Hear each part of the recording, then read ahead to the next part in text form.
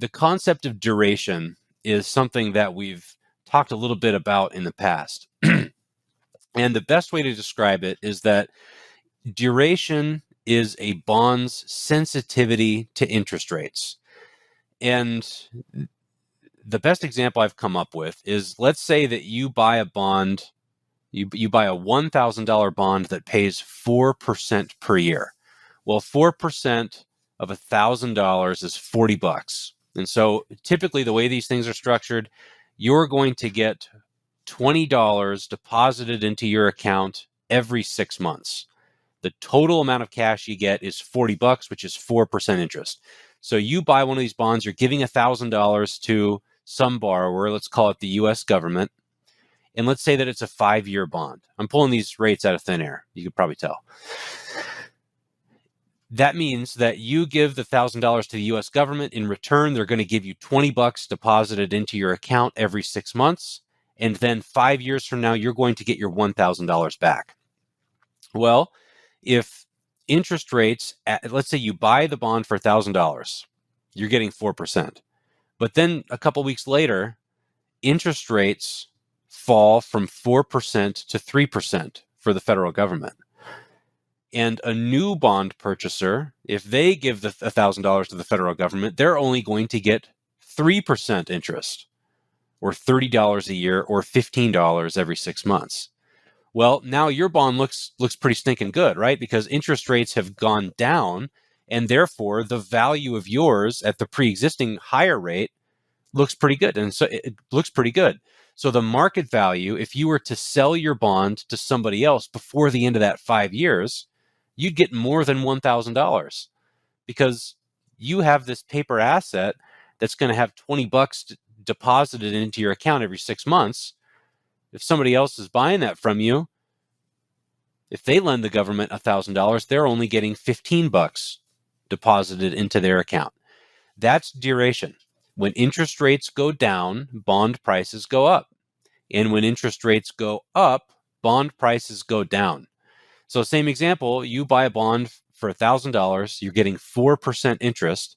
Well, if rates go from 4% to 5%, somebody else in the market who wants to buy a bond and lend to the US government, they give them $1,000. Well, they're getting $50 a year, or $25 every 6 months. You're only getting $40 a year, $20 every 6 months. So the secondary market value of your bond goes down. But remember how bonds work. You're still going to get your money back at the end of the 5 years. You just need to wait until that happens. So if you're someone who needs to use that $1,000 before the 5 years is up, well, then you might have to go to the market and sell the bond that you have to somebody else. And they're not going to be willing to pay $1,000 for it, because the interest rates have just gone up. Why would they pay $1,000 for your bond when they can just lend that to the government and get 5% instead of 4%? So this is the concept of duration. It's the measure of a bond's sensitivity to interest rates. There are a couple different methods of determining duration. There are a couple of different ways that we can measure it. And the more relevant one that I'll talk about today is what's called Macaulay duration. And basically, it's a measure of time. And what it measures is the number of years it takes for you to recoup that initial investment, the weighted average amount of time that it takes to recoup. Because we're using an example of a 5-year bond. Let's stretch it out to a 30-year bond. Well, if you have a 30-year bond, you're going to have interest deposited into your account every 6 months for a long time.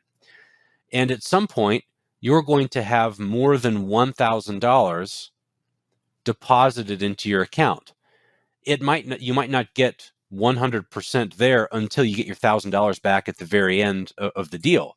But because you get interest deposited into your account and paid to you from the borrower throughout the term of that bond, that means that the weighted average time it takes to get your $1,000 back is less than 30 years, or less than 5 years if you have a 5-year bond.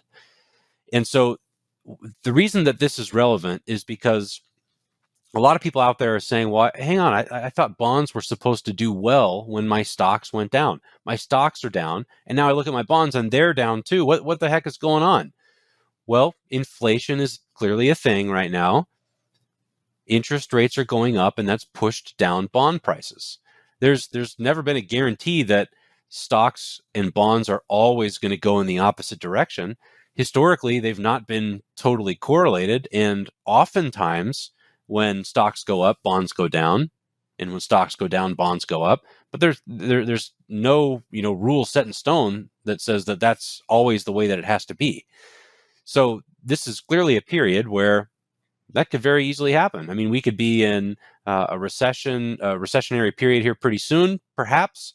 We could be in maybe a stagflation period where we have a couple quarters of declining GDP growth at the same time that prices are going up. We could be in a deflationary period maybe a few years down the road here.